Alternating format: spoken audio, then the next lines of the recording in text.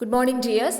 இன்றைக்கி நம்ம என்ன டாபிக் பார்க்க போகிறோம் அப்படின்னா நியூ இன்டர்நேஷ்னல் ஆர்டர், அதாவது செகண்ட் வேர்ல்டு வார்க்கு அப்புறமா சில இம்பார்ட்டன்ட் ஏஜென்சிஸ்லாம் ஃபார்ம் பண்ணாங்க அப்படின்னு பார்த்தோம் இல்லையா, அதை பற்றி தான் இன்றைக்கி நம்ம பார்க்க போகிறோம்.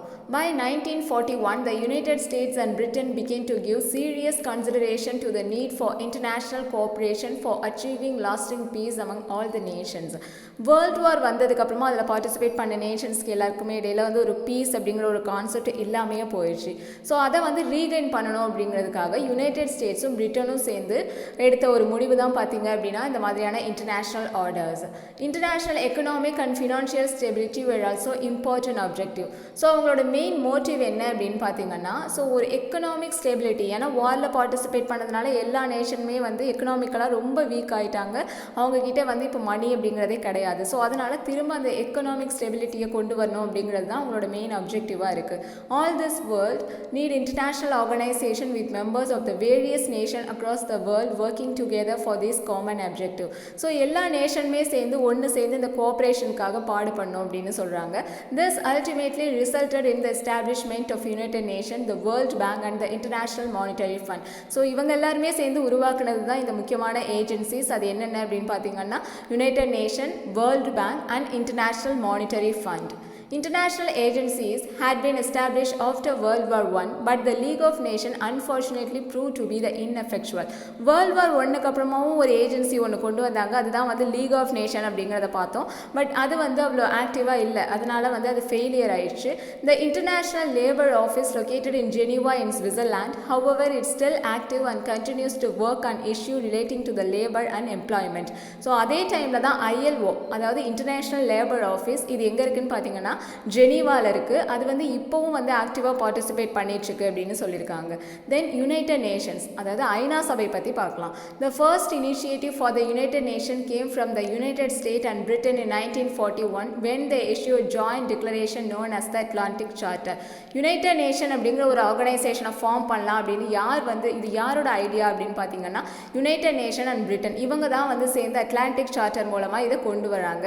This stated that after the destruction of Nazi tyranny, they would be the peace for all the countries so that all the people could live their life in freedom from the fear and want.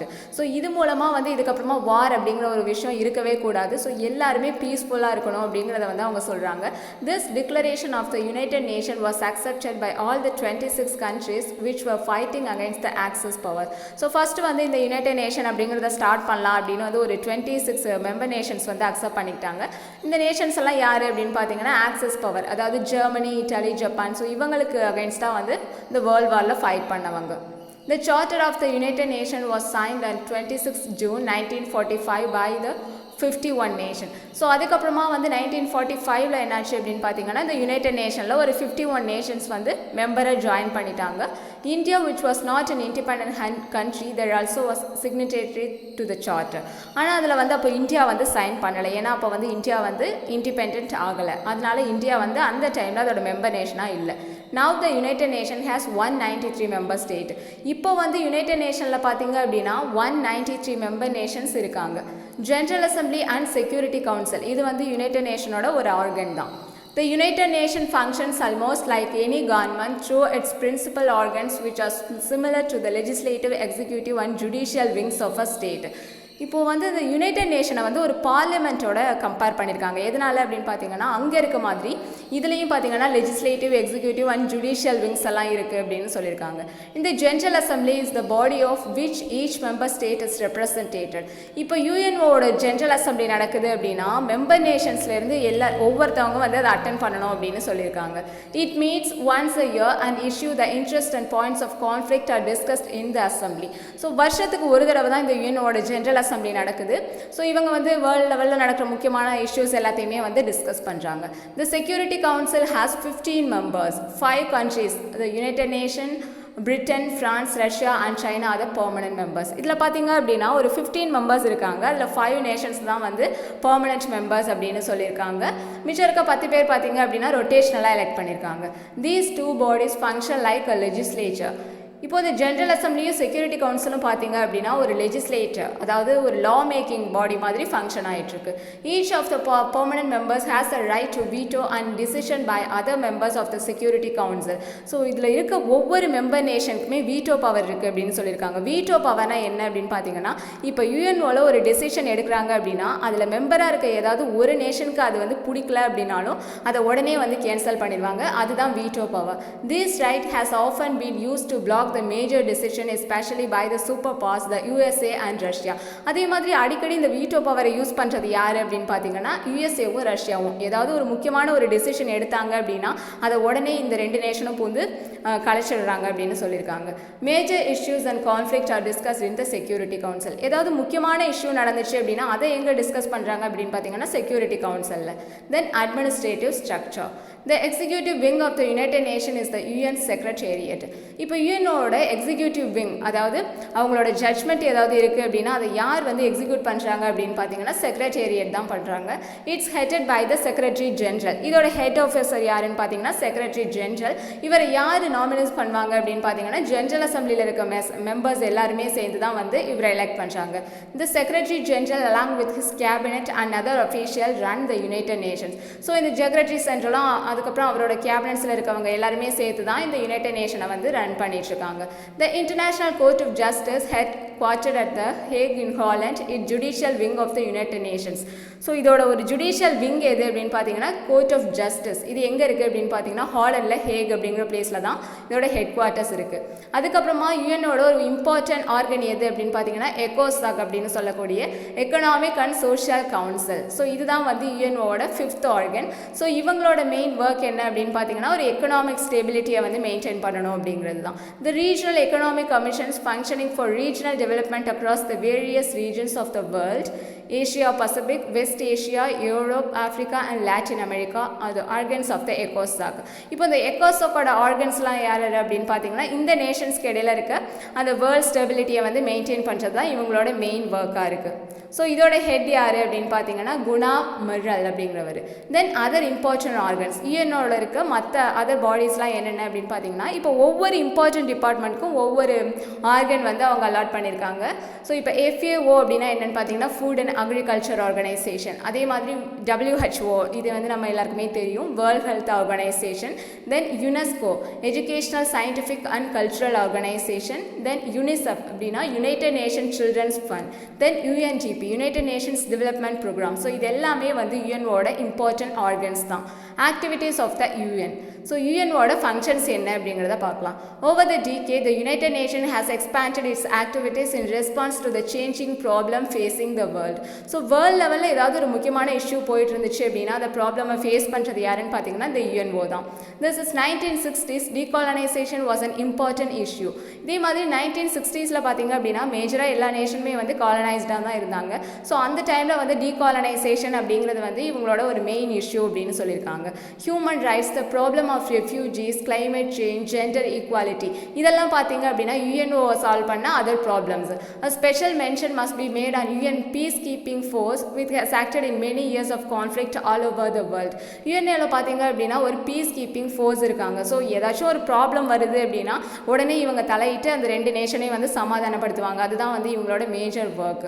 அதுக்கப்புறமா யூஎன்ஓட preamble, அதாவது ஒரு இன்ட்ரொடக்ஷனில் என்ன சொல்லியிருக்காங்க அப்படின்னு பார்த்தீங்கன்னா we the people of United Nations determined to save succeeding generation from surge of war which twice in a lifetime has brought untold sorrow to the mankind, to reaffirm faith in fundamental human rights, in the dignity and worth for the human person, in the equal rights of men and women and of nations large and small. இவங்க என்ன சொல்லியிருக்காங்க அப்படின்னு பார்த்தீங்கன்னா so ஏற்கனவே world பார்த்தீங்க அப்படின்னா மேஜராக 2 வார் மூலமாக ரொம்ப வந்து பீஸ் அப்படிங்கிறதே இல்லாமல் போயிடுச்சு. ஸோ இதுக்கப்புறமா நேஷன்ஸ்க்கு இடையில் நாங்கள் வந்து கண்டிப்பாக ஒரு பீஸை வந்து மெயின்டைன் பண்ணுவோம். எங்களுக்கு அடுத்து வர ஜென்ரேஷன்ஸ் எல்லாருமே வந்து ஒரு பீஸ்ஃபுல்லான லைஃப் வாழ்கிறதுக்கு நாங்கள் வந்து ஹெல்ப் பண்ணுவோம் அப்படின்னு வந்து இதோட ப்ரியாம்பிளில் சொல்லியிருக்காங்க. Then world bank. The World Bank and the International Monetary Fund referred as the Bretton Woods twins. அதாவது இந்த வேர்ல்டு பேங்கையும் மானிட்டரி ஃபண்டையும் என்னன்னு சொல்லியிருக்காங்க அப்படின்னு பார்த்தீங்கன்னா உட்ஸ் ட்வின்ஸ் அப்படின்னு சொல்லியிருக்காங்க. ஸோ இது ரெண்டுமே வந்து எப்போ எஸ்டாப்ளிஷ் பண்ணியிருக்காங்க அப்படின்னு பார்த்தீங்கன்னா 1945 தான். ஸோ இதோட ஹெட் குவார்ட்டர்ஸ் எங்கே இருக்குது அப்படின்னு பார்த்தீங்கன்னா வாஷிங்டன் டிசியில் இருக்குது. since a country cannot be a member of the bank without being a member of the fund. எதனால் வந்து இதை ட்ரெண்ட்ஸ் அப்படின்னு சொல்லியிருக்காங்கன்னு பார்த்தீங்கன்னா, இப்போ வேர்ல்டு பேங்க்கில் ஒருத்தவங்க மெம்பராக இருந்தால் தான் அவங்க வந்து மானிட்டரி ஃபண்ட்லேயும் வந்து மெம்பராக இருக்க முடியும். ஸோ அதனால தான் அதை வந்து ட்ரெண்ட்ஸ் அப்படின்னு சொல்லியிருக்காங்க. The two main organs of the World Bank are the International Bank for Reconstruction, the Development and the International Development Agency. இப்போ இவங்களோட மெயினாக 2 ஆர்கன்ஸ் என்னென்ன அப்படின்னு பார்த்தீங்கன்னா, IBRD அதாவது International Bank for Reconstruction and Development, then IDA International Development Agency. The main responsibility of the IBRD in the initial years was to fund the reconstruction activities under the Marshall Plan in the European countries devastated by the war. So actually இதை first வந்து எதுக்காக start பண்ணியிருக்காங்க அப்படின்னு பார்த்தீங்கன்னா, அந்த வாரில் participate பண்ணதுக்கப்புறமா அந்த யூரோப் நேஷன்ஸ் எல்லாருமே வந்து எக்கனாமிக்கலாக ரொம்ப வந்து டவுன் ஆகிட்டாங்க. ஸோ அவங்கள ரீகைன் பண்ணுறதுக்காக தான் ஆரம்பிச்சிருக்காங்க. The agenda later expanded to promote the economic development in poorer countries and the bank lends money to various countries for development projects. So அதுக்கப்புறமா தான் பார்த்தீங்க அப்படின்னா கஷ்டப்படுற எல்லா நேஷனுக்குமே வந்து ஹெல்ப் பண்ணுறதுக்காக இவங்க ஒரு முடிவு எடுத்திருக்காங்க. A further area of interest is poverty alleviation, especially in the rural areas of developing countries. The International Development Agency also lends money to the government for development activities. So இந்த இவங்களுக்கு மணி எங்கேருந்து வருது அப்படின்னு பார்த்தீங்கன்னா கவர்மெண்ட் கிட்டேருந்து. So இதை தான் வந்து மற்ற நேஷன்ஸ் எல்லாருக்குமே கொடுத்து இவங்க வந்து ஹெல்ப் பண்ணுறாங்க.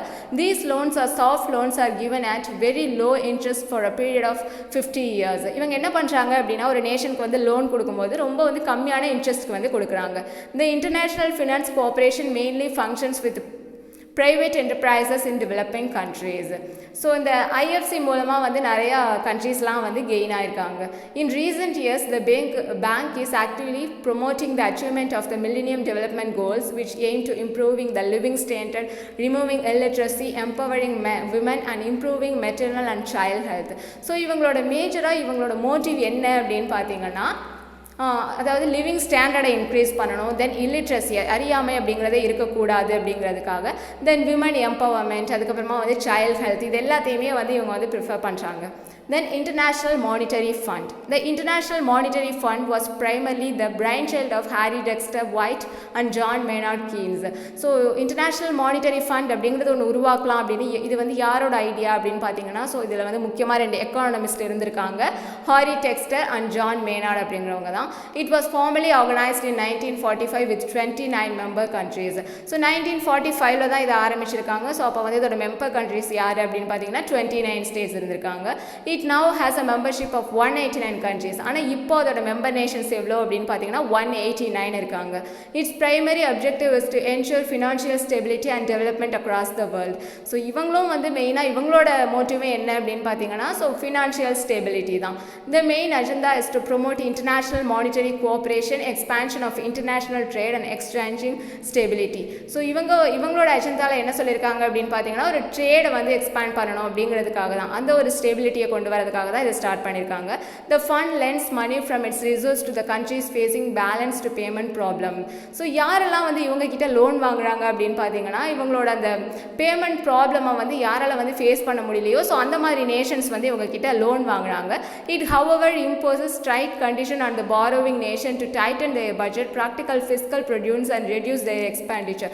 ஸோ இவங்க கிட்ட லோன் வாங்கினதுக்கப்புறமா அந்த நேஷனை வந்து ரொம்ப ப்ராக்டிக்கலாக ரொம்ப வந்து டார்ச்சர் பண்ணுறாங்க. ஸோ அவங்களோட பட்ஜெட்ஸ் எல்லாத்தையுமே வந்து டைட்டன் பண்ணுறாங்க. ஸோ இதனால் வந்து அவங்களால ஃப்ரீயாக வந்து இவங்களுக்கு இன்ட்ரெஸ்ட் வந்து கொடுக்க முடியல. This is often unpopular, especially among the developing countries which may have to cut down the various programs which provide the subsidies to the people. So இதனால் இந்த ஒரு கான்செப்ட்னால இந்த மானிட்டரி ஃபண்டை வந்து இந்த டெவலப்பிங் நேஷன்ஸ், அதாவது வளர்ந்து வரும் நாடுகள் யாருமே வந்து இவங்க கிட்ட லோன்லாம் வாங்குறதில்ல. ஸோ அதனால இதோட இம்பார்ட்டன்ஸ் அப்படிங்கிறது வந்து கொஞ்சம் கம்மியாக தான் இருக்குது. The objective of the IMF, இவங்களோட அப்ஜெக்டிவ்ஸ் என்ன அப்படின்னு பார்த்தீங்கன்னா, to foster global monetary cooperation. So world லெவலில் ஒரு கோஆப்ரேஷன் கொண்டு வரணும் அப்படின்னு நினைக்கிறாங்க. தென் ஃபினான்ஷியல் ஸ்டெபிலிட்டி, அதுக்கப்புறமா வந்து ட்ரேட் ப்ரொமோட் பண்ணுறது, then reduce the poverty around the world, அதுக்கப்புறமா உலகத்தில் வறுமை அப்படிங்கிறதே இருக்கக்கூடாது அப்படின்னு வந்து நினைக்கிறாங்க. ஸோ இதுதான் வந்து இன்றைக்கி நாம் வேர்ல்டு வார்க்கு அப்புறமா வந்து ஏஜென்சிஸ் பற்றி இன்றைக்கி நம்ம டிஸ்கஸ் பண்ணியிருக்கோம். ஸோ பேலன்ஸ் வந்து நாம் நெக்ஸ்ட் கிளாஸில் பார்க்கலாம்.